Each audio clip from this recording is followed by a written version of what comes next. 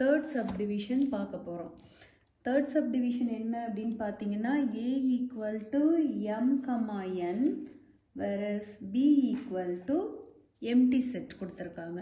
நம்ம முன்னமே சொன்ன மாதிரி எம்டி செட்னா அதில் எலமெண்ட்ஸ் இருக்காது அப்படின்னு நீங்கள் மைண்டில் வச்சுக்கணும். அப்போது A கிராஸ் B என்ன வரும்? ஏங்கிற செட்டோட எந்த எம்டி செட், ஒரு செட்டோட எந்த எம்டி செட்டை நம்ம கிராஸ் பண்ணாலும் அதோட வேல்யூ ஆன்சரும் எம்டி செட் தான். So A cross B empty set முடிஞ்சிருச்சு. அடுத்து A கிராஸ் A. ஏல என்னென்ன இருக்குது?